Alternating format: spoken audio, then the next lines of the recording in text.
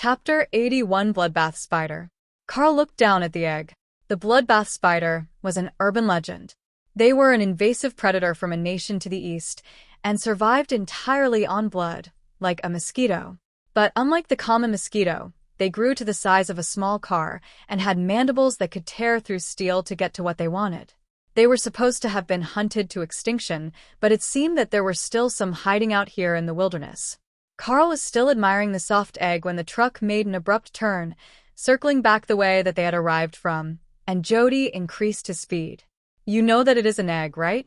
It's not hatched," Carl reminded the playboy.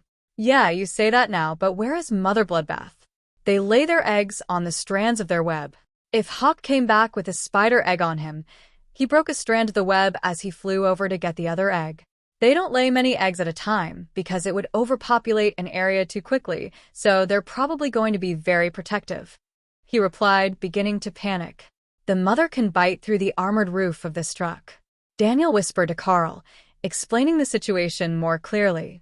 They had 4 fully trained and high-ranking elites, but precisely 0 who fancied walking home after their car was demolished by a giant spider.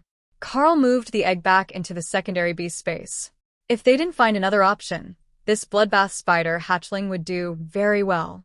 It looked like the spider and the lightning Sero might be his only options if they were picking today, because Jody was headed straight back to town, and he wasn't even slowing down when they got near the river, where the other options on the original list should be. "Well, it appears that I've got 2 choices. How about I hold them both and see which one I can get to hatch and bond first?" Carl offered as the town walls came back into sight. "2 is enough," Jody agreed. Alice looked ready to disagree with him, but the other 2 looked like they were on his side with the plan to not spend any more time in the wilderness after the day that they had. They had only run into a few predators, but they were the worst possible ones to anger. At the very least, they would wait one night before going back out again. The academy had given permission for the trip, and they didn't have a set schedule, so they could stay out here for a week if they needed it. As long as the answer of whether Carl could bond another monster was clear, they could take all the time that they needed. Once they were both safely set in the secondary beast space, the 2 eggs seemed to be coexisting without any issues, but they couldn't be moved to Hawk's space anymore, which made Carl wonder if he was going to have to move one of them out the minute that the other one hatched and bonded. There was one easy way to find out. Carl began to meditate and pour energy into the space, which flooded into the eggs. They were both immature eggs, though of more powerful monsters than the Windspeed Hawk, and the change was immediately noticeable. The embryos in the eggs began to develop at a massively increased rate as the space increased in size to accommodate them. He should probably pick one or the other well before they hatched, but both were growing so well that Carl didn't want to change anything yet. There was always the possibility that he could have multiple beasts in the space once they were bonded. Perhaps this second space was for unbonded pets in waiting? The first to hatch was the Sero, with small horns smashing through the eggshell, and a sense of mingled joy and relief flooding Carl's mind as the small reptile bonded with him. As Hawk had done, the beast began to grow rapidly out of its awkward newborn phase, but the Sero wasn't as helpless as a baby bird, and he was screaming for food already. Carl focused and found that he could move the creature to Hawk's space, but he felt like a visitor there. It wasn't his space, but the small prehistoric-looking beast began to happily graze on the imaginary grass that Carl had made, and its body fleshed out with the influx of energy. So, Carl kept adding more energy to the second space with the bloodbath spider egg, which was still growing and maturing. "What are you up to?" "We're here," Alice asked. "I need to focus. I think that the eggs can both be hatched and bonded." Carl muttered, not opening his eyes. "All right, just follow me to a hotel room and you can finish your work," Alice instructed as Jody parked the truck. The others went to talk to the staff, while Alice led Carl to a room, then closed and bolted the door while she waited there with him. "If that spider hatches and you can't bond it, you will need one of us here to keep you safe. It will be weaker than you, but they're fast and they can dig inside the skin, which makes victims panic," she explained. Carl hadn't considered that possibility. If he couldn't bond it, he likely couldn't keep it in that space either, but he wasn't sure that either he or Hawk could handle it running wild in the hotel room. A tiny spider running loose would be a nightmare to catch, but Alice was a mage, so she likely had some way to deal with it. Carl forged ahead and kept the progress going on the spider egg in the secondary space, growing it to the size of a baseball with a transparent membrane that held a large black spider inside. It was almost ready to hatch, and the space had been expanded by quite a bit, though the quality of it still seemed very low compared to the first space. In retrospect, that was the wrong course of action. But Carl had no way of knowing that until the egg hatched, and the pain hit his mind. Chapter 82 Mistakes Were Made. The moment that the spider egg hatched, the two beast spaces in his mind were nearly torn apart, with a third trying to form, and the imbalance between the complete space and the incomplete one was not allowing them to find a common distribution rate to form the third space. "I need high-energy food, whatever you can get," Carl informed Alice with a pained wince, feeling like his head was going to explode. "What is happening?" the mage asked as she sent a message on her phone to the others. "Both of them hatched too close together for me to equalize their living spaces.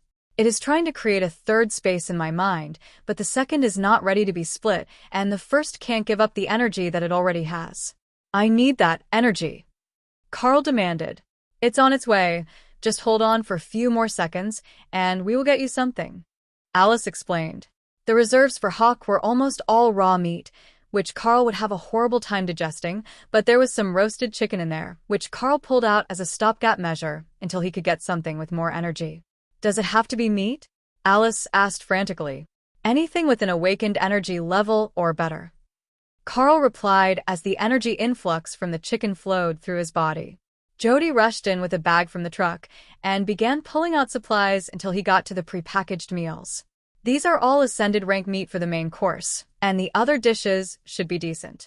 They're made for commander rank elites on energy-intensive missions," he explained as he tore the first pack open and handed it to Carl with a spoon. A cold ration pack was not exactly fine dining, but it was edible enough, and the energy flow was enough that the immediate pain was fading, while a sense of mental stress was settling in as a third space began to form. Both of the hatchlings were drawing immense amounts of energy from him, and even after Carl did his best to feed them what power he could absorb, it wasn't enough. "I need monster blood and large amounts of magical plants for the new beasts. I think that things will stabilize once they are fed and not drawing energy straight from me," Carl explained, while otherwise completely focused on feeding himself and keeping his focus well enough to stabilize the newly formed space. Magical plants were something that they had plenty of, since the plants didn't have to be edible to humans. Daniel brought back what appeared to be an entire hay bale, while a few minutes after that, Jody returned with a 5-gallon pail full of blood. The shrub was put into the newest area, as the baby Sero seemed to be the more placid of the two, while the bloodbath spider took its name literally and accidentally fell off the rim of the bucket into the blood before climbing back out to drink more carefully. "You need to keep eating," Alice advised him as Carl began to relax. That made him open his eyes and look at his hand as he reached out for more food. "What the hell? What happened to me?" he gasped as he looked at the skeletal thin arm in front of him. "You tell us." "You suddenly started to wither, and it's still ongoing, though not as fast as it was at first." "You look like hell," Alice replied. Carl dug into what looked like a set of plates from the buffet, piled high with whatever could be grabbed, and tried to form his thoughts. "The monsters don't share a space the way that I expected them to, or rather, they can't. I didn't realize that until the third one hatched and bonded. It needed to form another mental space, and I wasn't prepared. It drew the energy it needed from me, and it looks like I barely managed to keep up. If the beasts hadn't been hatchlings, they would have needed more energy to stabilize a space at their power level, and I would most likely be dead right now, or one of them would have broken free. There is a cap on the size, but not on the power density of the first space that I have reached. But there is a minimum requirement to properly bond a new pet, I know that now. One separate mental space, with as much or more stored energy than the creature being bonded has. In the future, it would be best to keep going with hatchlings, unless I have time to form a space for them in advance, and to stock it with massive amounts of energy. But right now, I need a lot of food for growing beasts, and to try to recover what was spent. I don't even know how long that will take." Have any of you ever seen anything like this before? Carl explained. Jody frowned. I have, but it was the result of a hostile spell, not backlash from an ability. It looks like there are dangers to overextending yourself in this way. But are the two new beasts really stable? Carl inspected the beast spaces. Yes, they're stable, at least for now. They're going to need some time before they're ready to actually begin training, but they are stabilized. Then our priority is to get you back into functional shape. We will help you eat and try to regain energy tonight, and then in the morning we will determine if you need to be hospitalized until you can regain enough of the lost mass to be safely moved back to the academy. Alice informed him with a pitying look on her face. I guess I had better get to work on my recovery then. What do we have for higher rank foods? I will let you know when it's too much for me to digest efficiently. Carl sighed. Start with the salad. It might taste awful, but it's the most potent in the group. It was prepared for us to recover quickly from injuries, so it has healing properties and a commander rank base. Alice offered. Carl took the first bite, and energy flooded his system at a rate faster than anything he had ever experienced, then began to drain into all three of the beast's spaces as fast as he could eat. It took immense focus to keep some of that for his own body, but after a few bites, he was getting the hang of splitting the energy 4 ways. The mental strain of the new spaces was diminishing as the energy influx became greater than the beasts need to draw from him in order to stabilize their early growth, but the pounding headache that Carl had was only getting worse. It felt like someone was kicking him in the skull from the inside, but he had no idea what he should do about it. Then, after a few minutes and 3 of the 4 salads, Carl found a reason. A new voice broke through the pain and whispered in his mind. This food is good. Is there more? Chapter 83 Thor. The placid voice was coming from the newest of the spaces in his mind, which was currently occupied by the Sero, who was happily munching away on the plants as his body grew from its hatchling state. I will get you more before that runs out. Carl agreed. That was enough to reassure the creature, and with it the pressure on Carl's mind. At least, some of the pressure on his mind. The bond with the bloodbath spider was still not strong enough, and while the creature seemed happy with the situation that it was in, the bond between them still needed work until Carl could speak to it mentally and ensure that it wasn't going to escape and run rampant through the town. Hawk had a habit of wandering out of the space any time that he wanted, but Carl was fairly certain that he could keep the beasts in the space if he wanted to. Once the bond was formed, they would obey his orders without too many questions, and asking that they stay inside was a simple enough request. With the singular goal of stopping the pain in his head, Carl kept adding energy to the spaces, working to strengthen them while he rebuilt the damage that was done to his body as well as he could with the excess energy that he could spare from the process. A few minutes later, a man in a white coat came into the room, carrying a large box full of various potions and assorted tools that Carl vaguely recognized as medical devices in his distracted state. He's stable according to my skill, but he's got a long way to go. I will give him a regrowth potion, and I hope that your overseer will cover the cost. These things aren't cheap. The doctor informed the other elites in the room. Daniel laughed. We were sent here directly by the Bureau of Elite Development. We can put it on the expense account. No need for a reimbursement filing. That was the best news that the doctor had heard all day, and with that magic promise of a direct billing to the expense account, he was eager to break out all the best treatments to get the young student fully recovered from whatever mishap he had sustained. Might I ask what caused this? If I know, I might be able to treat it more effectively. The doctor asked. That's a fine question, and we really don't know the answer. He is a strange class marking, and he bonded a wind-speed hawk-type magical beast to him in order to gain power. On this outing, we wanted to see if he could add more monsters and expand his powers. Well, it worked, and he added 2, but there was some sort of backlash. It was too much mental strain, but then it started siphoning off his body as well. Alice explained. What 2 monsters? The doctor asked. A Sero, probably one of the smaller lightning adept varieties, and a bloodbath spider, both hatchlings. She explained. It is possible that the bloodbath spider was not getting what it needed, and it fed from the elite's body instead. Did you find some food for it?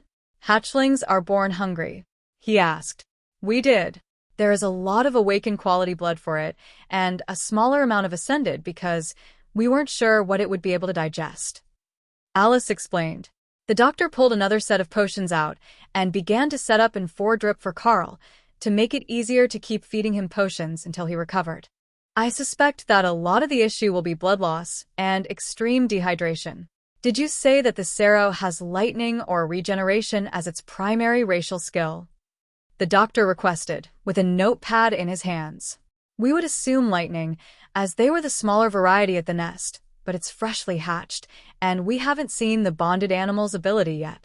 That was good enough for the doctor, and he added more rapid healing medication to the bag and an electrical insulator on the stand. One thing that he didn't want was for his expensive treatment to get shocked into uselessness if the monster broke free during treatment. He needn't have worried so much about that particular pet. It was perfectly happy eating in the beast space, with little to no motivation to do anything else right now. The bloodbath spider, on the other hand, was glutted on monster blood and bored, looking for something to do, while it was stuck in a featureless space with barely enough energy to be comfortable. I will add more features later so that you can start making yourself comfortable. Carl placated the spider. At least a tree to build my web in something. The spider complained, not understanding the intricacies of building the contents of the space. Carl took a branch from the pile of food that they had brought into the room for him to feed his pets and moved it into the fist-sized spider's area near the bucket of blood. That's a start. It sighed with relief, then set about making a nest in the branch, with stringers that ran to the bucket, so it didn't have to walk across the unnerving nothingness to get there.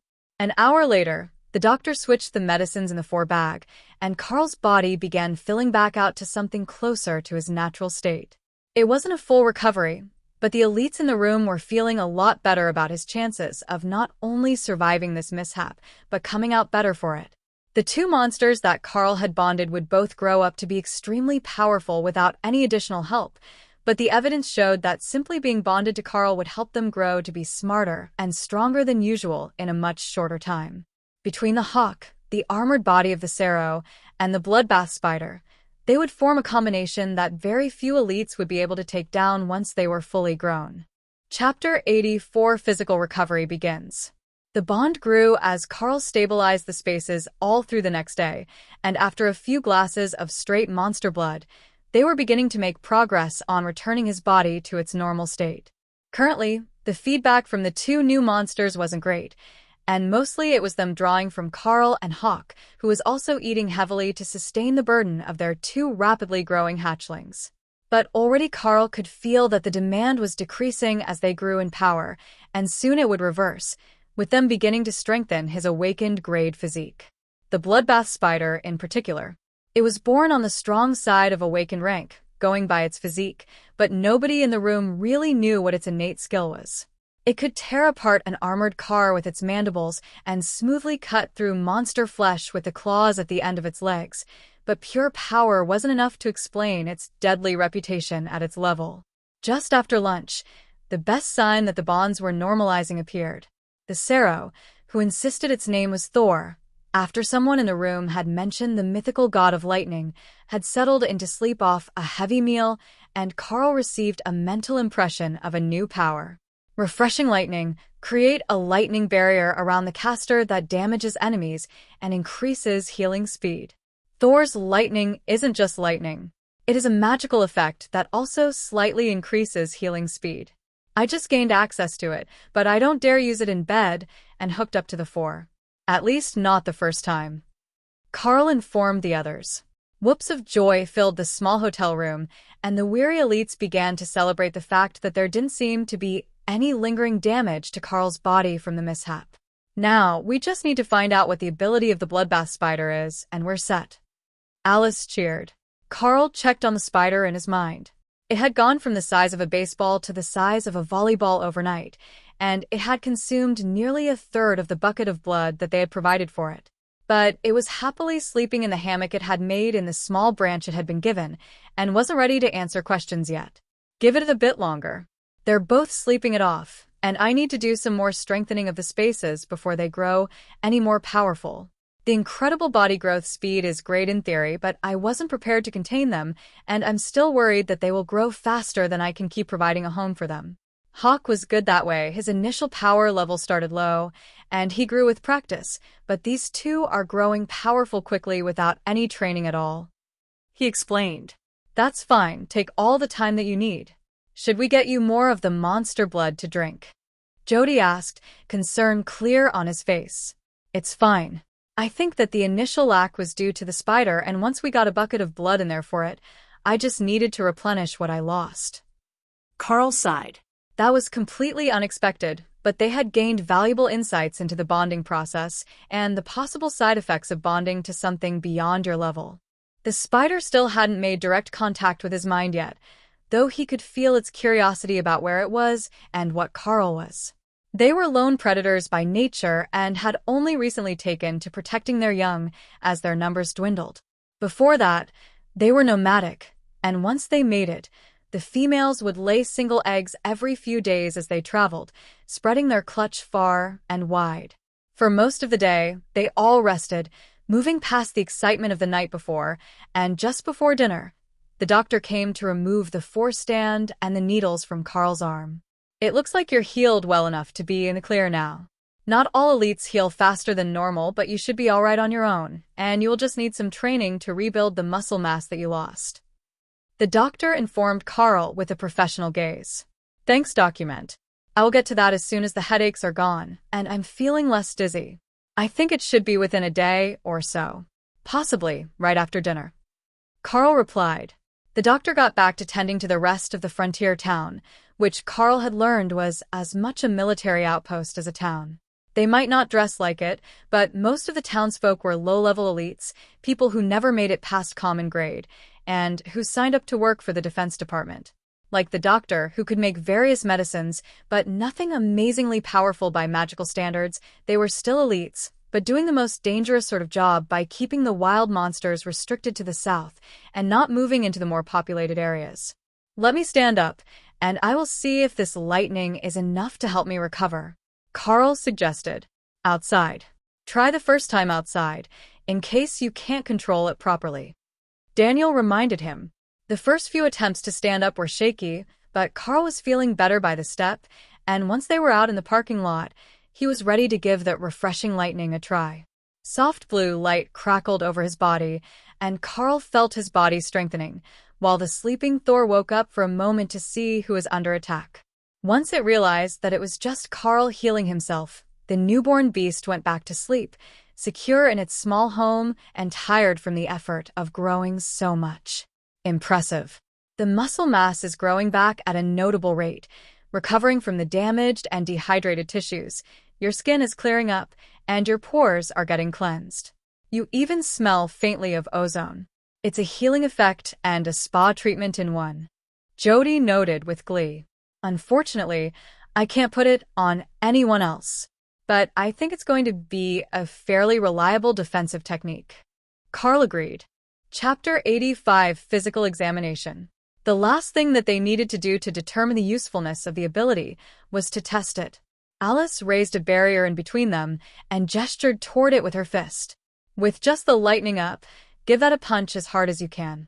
It will tell us how your muscles are recovering, as well as if the lightning can already stand up to an awakened rank impact. If it can't, it will break around your fist when you hit the barrier. She explained. Carl snapped a fast punch at the barrier and frowned. His strength wasn't fully recovered, and the physical strength wasn't as high as he would have preferred, but the lightning crackled against the barrier, making it glow bright blue, and held firm.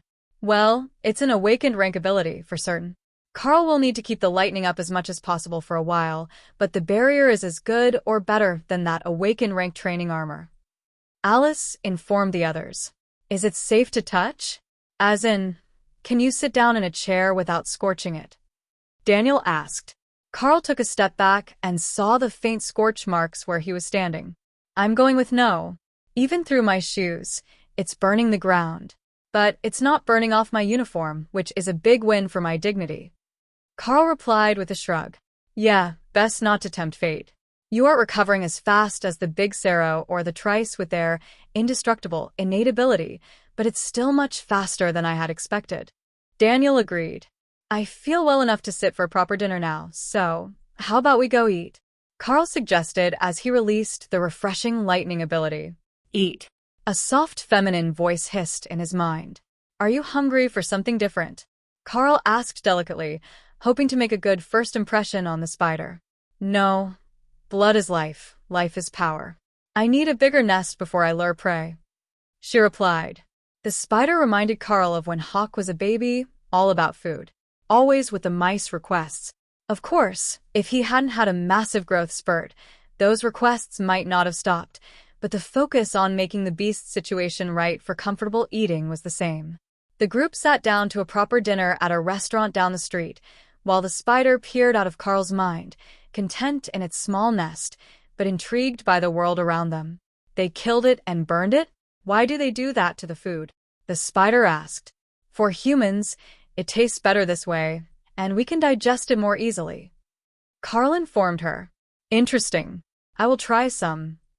Carl put a bit of steak in the beast's face, and the spider happily tore it apart before eating it in delicate bites that directly contrasted with the ferocity used to portion it. Not bad. It simulates the warmth of living food. Humans are strange but smart. It is very tender, and they put something on it for flavor as well. I approve. Carl smiled at the response, and Alice gestured for him to share with the group. My new spider friend gives her compliments to the chef. She approves of making the meat hot and tender, as well as the seasoning. Carl explained. Does she have a name? Alice asked. Carl knew she was listening, so he waited while she came up with an answer. Even if you don't, that is fine. I can help you come up with what you would like to be called later. He soothed the spider. What should I be called? For I am the bringer of death, the one that all are fearful to speak of, the shadow that stalks the night and haunts the dreams of prey. I am power and stealth. What name could suit such a mighty being? Carl could sense the immense pride, but it was for her speech, and not for herself. She was very proud that she had come up with something good, and she had no concept of what an edgy emo teen was, so she had no idea how much she sounded like one. She hasn't yet picked a suitable name. If I come up with one, we will decide on it later. Carl informed the others. We will come up with something suitably impressive for you, but maybe it will be simple. Thor named himself after the god of lightning, so perhaps you would like to be named after the spider goddess, Arachne? Carl suggested. There was a pause as she considered it. The spider didn't know anything about human gods. Is she a cool god? She asked. Very cool, and the most talented of gods at weaving. Carl agreed. That name is too coarse. I will be Ray, short for Arachne. She decided. Change of plans. She will be called Ray, short for Arachne, the spider goddess. Carl explained to the group, who were all waiting, while he had a silent conversation in his mind. Hawk, Thor, and Ray, all superb names. Daniel complimented the beasts before continuing to eat. Please let us know when we can meet her. Alice replied with a smile, and Carl felt the spider looking out of his mind. Later, not now. It is too bright, and too far from my nest.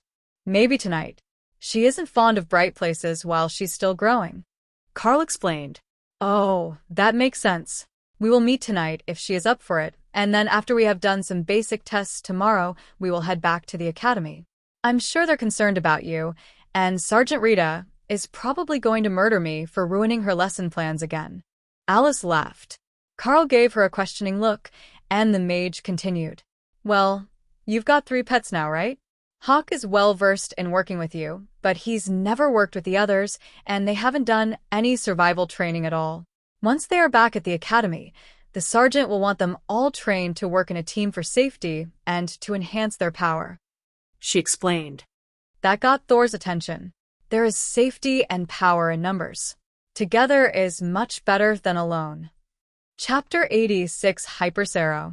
On the way back to the hotel, Carl called out to Thor, who immediately began to run in a circle, sniffing the other team members so that he would recognize them as friends later. Then he came to stand by Carl's feet and looked around for something to eat. There isn't much food out here, but there are more friends. When we get back to the academy, I will introduce you to other trustworthy people as well. Carl explained. The lightning Sero was the size of a large dog already, up from the ostrich egg size that he started from, and his horns were already beginning to grow. one on his nose, above the thick-beaked mouth, and two more on the armored frill that looked strangely like jade stone, slightly shiny, with wavy white lines through it in a pattern that spread down all its scales and thickened to pure white on its belly. The tail ended in a large armored ball with small studs all over it, like a living wrecking ball, but Thor was careful not to smash people with his tail as he ran around. The townspeople looked at them like they were crazy, wandering around with a baby lightning Sparrow, but the creature was happy like a puppy and not attacking anyone, so they didn't voice their complaints about the danger of bringing monsters into town. Humans don't get big, do they? Just wait. I will be big enough to take care of you soon. Thor informed him with certainty that made Hawk laugh. Carl hadn't realized that the beasts could hear each other when they talked to him, but Hawk certainly could hear Thor. Thor wasn't worried about Hawk, though. His scales were so hard that the average wind speed Hawk would only pose a minimal threat to him, and they would be unable to drag him away into the sky with his size. Hawk still might not be able to lift him easily, but with Rend and Shred, the winner of a fight between them was unlikely to be Thor until he grew up. Humans don't have to be huge, they're smart. Haven't you been looking at all the strange things they have made? This place is like one huge web for hundreds of them. Ray added in her gentle voice. Thor didn't understand. Webs weren't a danger, they were just silk strings. But there were plenty of humans here, a whole herd of them that stayed in one spot, so they must be strong somehow. Thor took in everything that there was to see and relayed the information to the others. Ray didn't want to come out in the light, and Hawk knew that they were likely to shoot at him if he flew around town. Jody led them to an open field near the edge of town, a sport field for the local school, and then stopped the group. Let's get everyone out now. I know that Ray isn't comfortable in the light, but we're all friends here, so it should be all right, he announced, using his tone to imply that it was more of an order than a suggestion. Hawk happily went to stand by Thor, but Ray hesitated, still uncomfortable being in the open and around anyone in the light. Carl went over to stand in the shade of some trees at the edge of the field, and Ray relented, exiting the beast's space to hide in the branches. If there is a threat, I will pull you right back into the space if you don't notice it first. Just focus on the space, and you can return to it when you are close to me. Carl informed the skittish spider. Isn't she coming out? Jody asked, and Carl sensed Ray's smug smile even without looking at her. She's a bloodbath spider. Her body adapts coloration to her surroundings. She's in the tree, you idiot. Anise reprimanded him, speaking for the first time all day and startling everyone. She was normally quiet and let the boisterous blonde man do all the talking, but when she did speak, her reprimand brought him to an instant stop. Oh, right. Yes, there she is. Jody stammered, while Alice openly laughed at him. I like your friends. They're funny. Ray giggled. Miss Ray, would you mind attacking a barrier spell for me, so we can see how your abilities are growing? Alice asked politely, before making the barrier in the branches of the tree, so the spider didn't have to come out. Ray inspected it for a moment, then her body surged with power, and she descended upon the barrier in a frenzy of violence. As soon as she attacked, Carl understood the brilliance of the bloodbath spider's evolution. The energy on her front claws and mandibles adapted as soon as she first touched the barrier, and insight flowed into Carl's mind. Offensive adaptation, passive ability that allows attacks to take on a more efficient form based on the target. Alice whistled in appreciation as the blows rained down on the barrier until the spider exhausted herself and backed up to the trunk of the tree, annoyed that the barrier didn't break. That is impressive. Just on attack power, you would certainly be ranked as Ascended, though the actual energy level is much lower and at the bottom end of Awakened. Alice informed her. Then the mage turned to Thor. Would you like to try as well? She set up the barrier on the ground, standing as tall as herself, and Thor ran off into the distance, then coated himself in lightning before charging forward. The beast hit the magical barrier with a bang and rebounded, lifting himself up off the ground and hurling himself back 1/2 meter.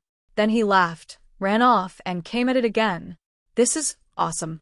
Thor cheered as he slammed into the spell again at a full run. Be careful, or you're going to break a horn. Carl laughed as the lightning Sparrow made for a third pass. Horns are hard. They will be fine. The lightning isn't breaking. Thor replied, then slammed into the barrier again, lighting it up and flinging himself into the air. How his neck is fine after that, I have no idea. I've never seen an animal seriously injure themselves in a charge, but it's not normally that violent. Daniel joked. Thor roared in pride and slammed into the barrier again before laughing and panting. We will have to work on your cardio if you're going to play with the barrier all day long. Carl informed him. I don't know what a cardio is, but I trust you. Thor replied as he caught his breath and prepared to go again. Chapter 87: Divulging Secrets. The group sat in the grass and watched Thor charge the barrier over and over, while Ray laughed at him and Hawk lazily circled in the air over the field. Once they had realized that the monsters were with the elites in the field, the local citizens' panic had subsided. The elites had seen stranger things in their time than a few tame beasts, so although they were deadly, the townsfolk quickly realized that they weren't a threat. Once it started to get dark, Ray finally came down from the tree, blending into the grass as well as she could until she was hidden behind Carl's back, where he sat at the edge of the field.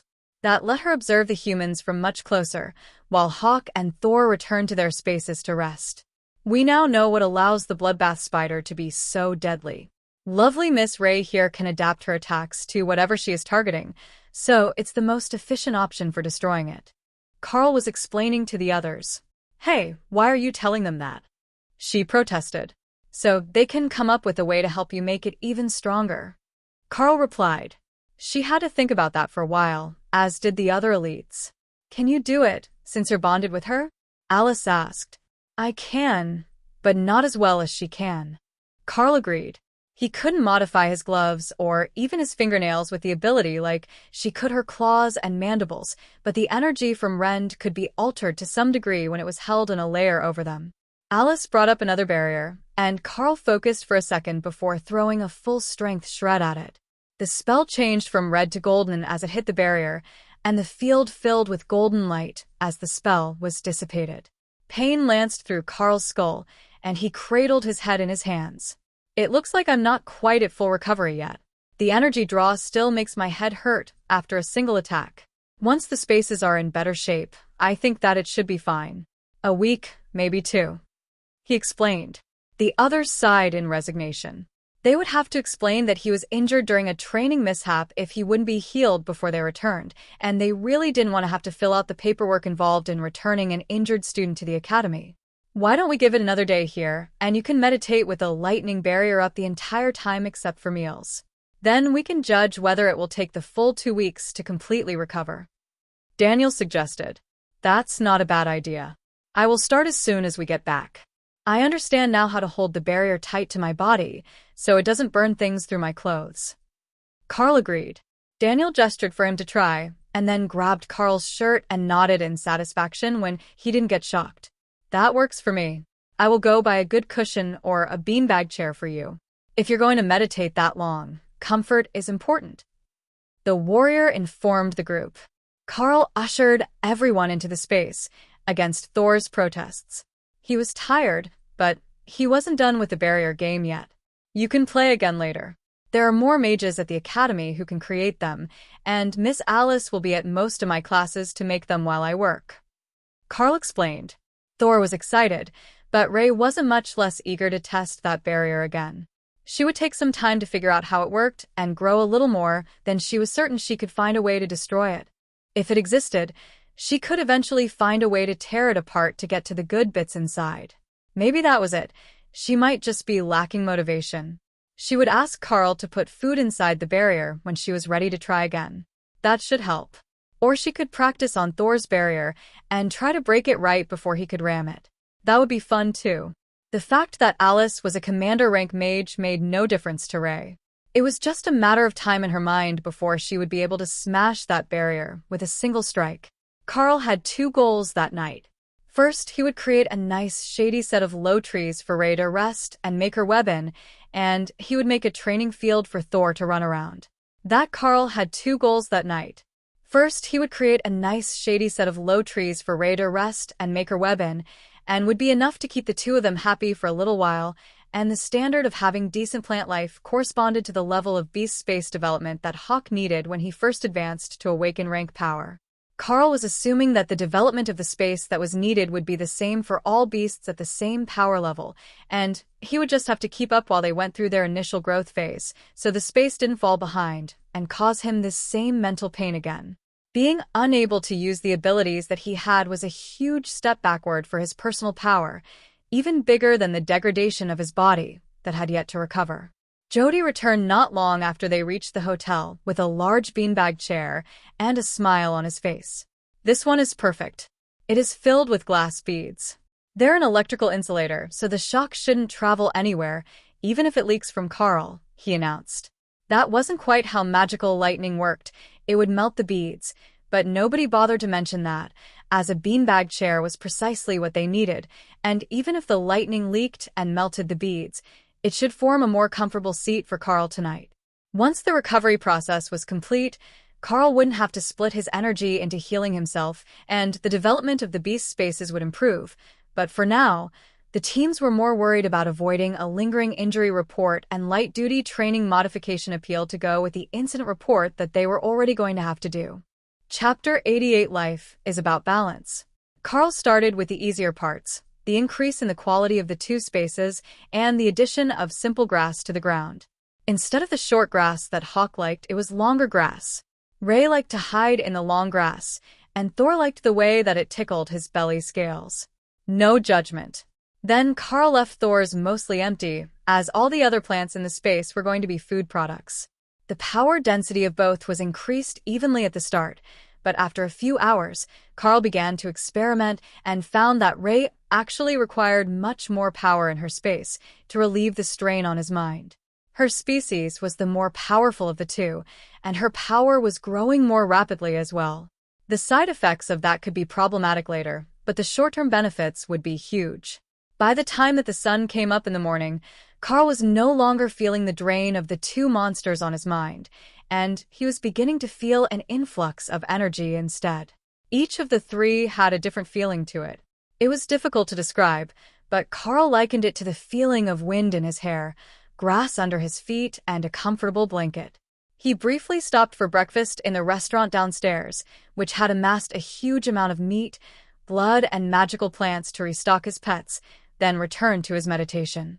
If he ever returned here, he would owe them a huge favor for helping him out with the feeding duties, as he now had weeks' worth of food stored for everyone, and someone had even found him another strength stone to mix with the blood for Ray. That was a winning combination, according to the bloodbath spider. The extra energy in the blood was helping her body form, which was improving the feedback, which in turn was restoring Carl's body and increasing the quality of her home. It might not look like they were getting much done, but the three monsters were undergoing a massive strengthening. Even Hawk was getting in on it now that the other two had stabilized. The three spaces seemed to feed off each other and the monsters within. That helped the others grow as much as it did Carl, and hour by hour, they were actually getting further ahead of him on the strength scale. It didn't feel like a problem. As long as the strength of the beast space held up, it didn't matter how strong his own body was. It was improving, though. He was stronger than before he had arrived, if not by much. That news was a massive relief to the others at dinner that evening.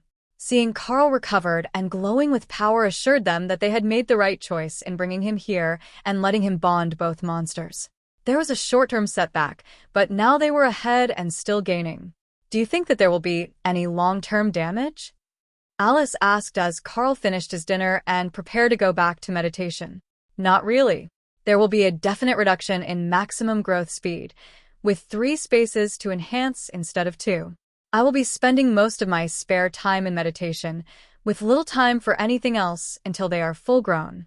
But after that, the extra space means what I can provide will be split 3 ways, and it will be up to the feedback from the monsters to progress.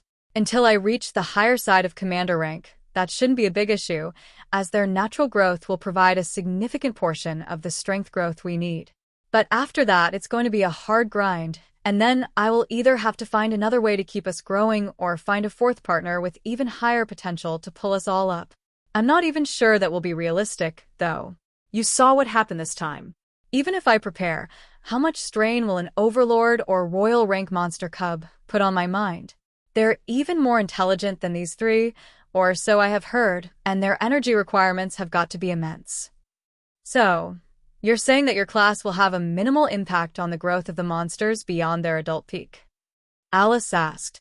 Not quite. It will have a much larger impact on the ones with lower innate potential, and then after that bonus from the early growth phase ends, we will be looking at years and not weeks or months to move up a rank. I can't guarantee that it will hold true forever, but with the scaling once Hawk was full-grown and the power difference between the levels that is described in the textbooks, I would say that making Commander would be relatively easy, but it might be pushing it to make Royal before graduation, and then Monarch by age 25. Of course, a new pet, a new technique, or even just a better understanding of how to leverage resources for growth could shorten that considerably. Alice laughed out loud, drawing the attention of the others in the restaurant. Don't let the others hear you call Royal before 18 years old a slow progression rate. Even I'm more than a little jealous, and I'm still a young maiden. She reminded him quietly. Carl was fairly sure that neither of those words applied to Alice anymore, at least not from his perspective. But who was he to argue with her self-assessment? Daniel tapped the table to get everyone's attention. We will be heading out in the morning. Carl has recovered enough to return to his regularly scheduled classes, and the pets are both bonded and growing smoothly. That completes the conditions of our outing, and the Colonel will not be happy if she finds out we decided to take a little vacation after the job was done. There was no doubt about that. Colonel Valerie had a bit of a human side, but it was hidden deep under her adherence to rules and regulations. Chapter 89 Ray Meets Dana. To say that Ray was excited about the car ride was an understatement. The bloodbath spider naturally wanted to travel to spread their brood and find a mate, and as they gained intelligence, that instinct turned into a form of wanderlust. Being able to cover this much ground in one day was wonderful for the young spider, who watched everything from the safety of her growing nest within the low trees and bushes that Carl was creating in the space for her. On the other hand, Thor had no interest at all in the scenery. He was content to munch all day long as long he was certain that he wasn't being left behind. Even compared to Ray, he still had a lot of growing to do. Most of her size would come from her long legs, with a comparatively small body, so she was going to reach full maturity before he would, but he also had a solid and durable body to form with armored plates that needed time to solidify. Hawk was more eager to get back and show Dana their new friends. She had 2 golems now, but Carl had 3 pets. They weren't outnumbered anymore, and with the amount that Thor was growing, they wouldn't even be the physically smaller team for long. It was a good thing that the Lightning Sparrow was content to remain within his safe space because he wouldn't be able to wander around the balcony for long. Carl was more worried about Dana's response to Ray. The bloodbath spider was a sensitive soul, and having someone be terrified of her at first sight would be a heavy blow.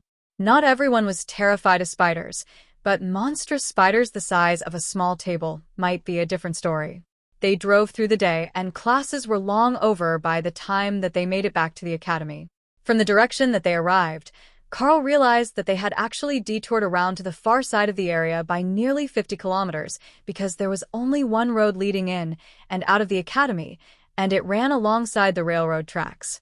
Keeping the academy isolated was best for both safety and security, but he hadn't realized how remote this region was until he was paying attention to the trip during the daytime. All right, everyone will need to fill out a mission report for the morning, and this one is going to be significantly longer than usual, with the progress that was made. I will let you all rest for now, and see you all later. Alice instructed the others while looking at Carl to ensure he knew that meant him as well. The academy and the government would naturally want to know all about the new pets, as well as the backlash from bonding too when his mind was only ready for one weaker pet. Normally, he would omit the speculative parts when he made a report, but this time it seemed important enough not to skip, so he added it to his report, along with a note about how trying to bond a fully grown monster might be a disaster if it was significantly more powerful than he was. Not to mention that fact that if it wasn't significantly stronger than him as an adult, then bonding it would be a mistake, as it would hinder his growth. A brisk knock at his door after dinner alerted him to a visitor, and Carl let Dana in, noticing how he looked a bit panicked and exhausted. What happened? Did they come up with new training for you as well? Carl asked, as she flopped down on the bed. You could say that. The choreography and singing teachers have decided that we're not paying enough attention to them with all the cutbacks in their allotted time. They have to split the afternoons now, and they have been prohibited from issuing homework, as Jill decided my magic is more important than their department's plans. So, they're going crazy every day to pack everything they want me to learn into the time that they have. Dana explained, staring at the ceiling. Have you eaten? I can grab something and bring it to the room. I have some new friends after this trip, and they could use a bit more variety in their diet. Carl suggested. I did. Jill brought something to the end of choreography class, and I ate before coming over. I think that she's trying to pull me out of the classes entirely, but someone senior to her isn't going for it. Carl smiled. In that case, would you like to meet someone? She is a lovely fuzzy bloodbath spider, and she likes meeting people, but not in the bright sunlight. Dana smiled. You bonded a spider? He nodded. And a lightning Sero, but he's sleeping right now. Ray is growing more smoothly, and she wants out to explore the room. Dana nodded, and Carl brought the spider out to sit on the bed next to her. The two stared at each other for a few seconds, then Dana smiled and Ray moved closer, as if to get a better look at her. So, this is a juvenile female human? She's cuter than the other ones. Tell her that I say hello. Ray instructed. Ray says hello. I'm not sure if you can shake hands safely, given her claws, but she's very friendly. Carl explained. Do you know about magic? I need to study some spells, and it was too loud in my dorm for that. It was great for focus training, with the random explosions from the neighbors' rooms making it harder to keep the spell stable, but for reading, it is just distracting. Dana asked the spider. I know about magic. Lots of animals use magic. What is reading?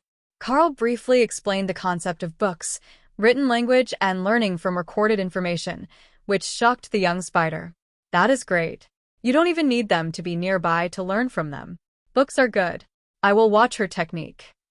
Carl laughed. She's still quite young and hasn't seen enough books to learn to read yet, but she wants to watch you. I need to meditate to improve the power level in her mental space, but you two are free to work.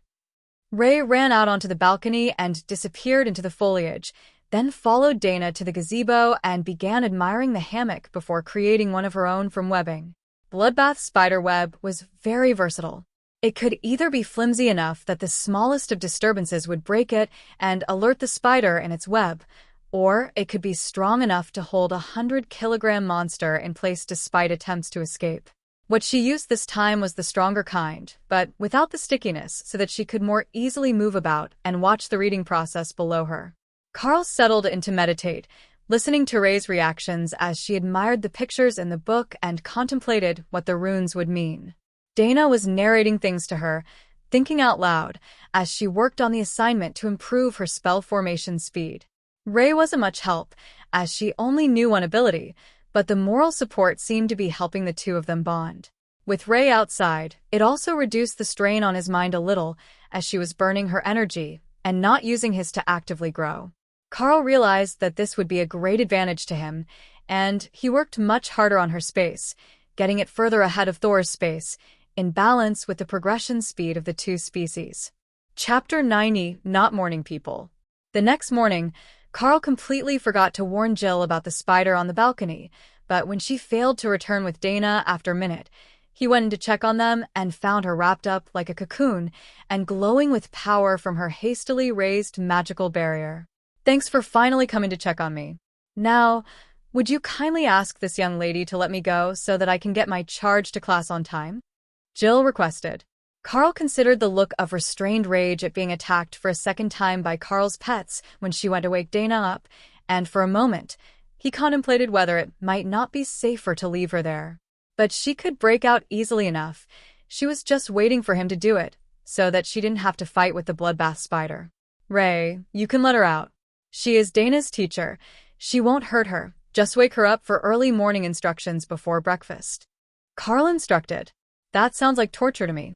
The spider replied suspiciously, then vanished into the beast's space, which was now becoming much more comfortable after another night of work by Carl.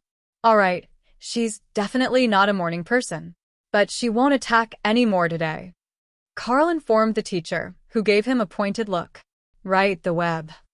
Carl activated the enhanced rend on his index finger and cut the surprisingly durable webbing down the front, releasing Jill to shake Dana awake. See, she's not even just vibrating the web, she's shaking her like some animal. Ray informed Carl in an insulted tone. 5 more minutes. The young mage complained, and Carl smiled. It was the same thing every day, but her schedule was so packed that she couldn't waste any time in the morning. Carl walked over and gently rocked the hammock, then plucked a string by Dana's head, which she should hear vibrating next to her ear. Fine, I will get up. She mumbled and opened her eyes. How did you do that? Jill asked in shock. Wise advice from the bloodbath spider. She knows all the best ways to operate a web. Carl explained. Jill looked down at the massive spider web on the ground, then picked it up, expecting a mass of loose strands now that it had been cut open, but the strands were stuck to each other and interwoven, creating a form of blanket. You know, this is actually pretty well made, all things considered. Jill noted as she admired the soft white silk. Carl brought me a silk blanket? That looks comfy. Dana agreed, while Carl tried not to laugh. No. A certain someone thought it was appropriate to wrap me in webbing when I tried to wake you up the first time. Now, we need to go, or we will be late. Carl, we will be borrowing your shower. There isn't time to make a detour across the floor. Jill insisted. You cut the times awfully close. Go ahead, I will head down and eat first while I go over my day with Sergeant Rita. I'm sure she has a few questions about my mission report anyhow. But Rita didn't lead him to the cafeteria, she led him to the staff lounge, where they could talk without the curious student ears listening in. The teachers were all privy to the official reports, so there was no point in hiding it from them. Carl and Dana had been the talk of the staff for a while now, and once the new pet was spotted, everyone would be gossiping about it. Start at the beginning. There was a lot in that report, and I want it play by play from the time that you left the academy, she instructed. Carl went over the trip, the early morning locust attack, and then got into the sighting of the golden dire bear. So the other pet, the one named Thor in your report, is a golden dire bear? Rita asked. No, we left it alone. Picking a fight with it and stealing its cub seemed like a monumentally bad idea when it was ready to charge our truck, so we left and went looking for something less hostile. Carl explained. He realized his mistake. In his report, Carl had only briefly mentioned the species of the pets and had been referring to them by name for the rest of the document, so a cursory scan would be confusing. We were headed further into the trees and away from the river when we came across a clutch of lightning Saro eggs, while the herd was on the far side of the clearing. I sent Hawk to recover an egg, then brought them both back into my mental space. But it wasn't just the one egg. There was a bloodbath spider egg stuck in his feathers as well. So I set about hatching them both. Carl explained. And, of course, nobody realized that would be a terrible idea until after you were injured. She replied with an eye roll. Exactly. I didn't expect them to hatch that close together, and I was unprepared for the requirements that each of them must have a separate space, even though they can move to the other beast's space. So I had to mentally form the third one in a hurry when the bloodbath spider hatched, and that put a lot of strain on my mind and body. The extra mission time was to recover enough to stabilize the bonds, and now I'm back to as good as new, or something close to it. Carl agreed. Can we see? One of the teachers at the next table asked. Of course. Ray, do you want to come see people? Thor, if you come out to say hello, they will rub your head for you. Carl instructed. Thor bounded out, nearly knocking one of the teachers out of his chair before stopping himself, while Ray appeared, but hid under the table on Carl's thighs. Oh, she's shy. All right, we will admire her from a distance. The older mage who taught his morning accuracy training class said softly, with a gesture for the others not to scare the spider. Thor had no such restrictions, and the large dog-sized animal happily bumped against people, asking to be patted, nearly spearing a dozen people before realizing that his horns were going to be in the way if he kept charging at them headfirst for attention. Is this the lightning Saro variety? The smaller ones? One of the teachers asked. Yeah, he will get about 2 meters tall if he's the size of his parents, so he will be big but not elephant-sized. Carl agreed. The teacher happily rubbed at the scales on Thor's side. He's going to be beautiful with these deep green and white scales. Have you decided what sort of training he will undergo? Not yet. That's what Rita is glaring at me for, I think. And maybe the fact that there is a giant spider climbing up her leg.